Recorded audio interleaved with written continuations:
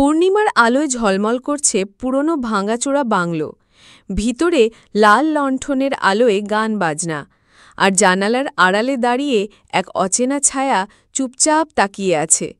রান্নাঘরে এক মহিলা খাবার সাজাচ্ছে। হঠাৎ চুলের কাছে বইল ঠান্ডা বাতাস, পেছনে নড়ল কালো ছায়া। মহিলা আতঙ্কে পেছনে তাকাল। মঞ্চে গান চলছিল, কিন্তু হঠাৎ মাইক্রোফোন নিজেই মেঝেতে পড়ল। আলো কেঁপে উঠল। সিঁড়ির মাথায় দাঁড়িয়ে সাদা শাড়ির এক নারী তাকিয়ে আছে। এক সাহসী লোক সিঁড়ির দিকে এগোল, কিন্তু নারীর মুখ নেই, কেবল অন্ধকার গহ্বর। বাতাসের ঝড় বইল, মোমবাতি নিভে গেল। হঠাৎ সব দরজা জানালা বন্ধ হয়ে গেল। নারীর ছায়া মানুষের ভিড়ে মিশে গেল।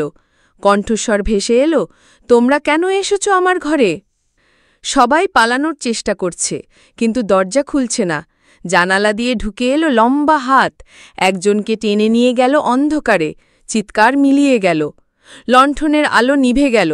অন্ধকারে ভেসে উঠল লাল চোখ। কণ্ঠস্বর ফিসফিস করে বলল, এখন তোমাদের পালা।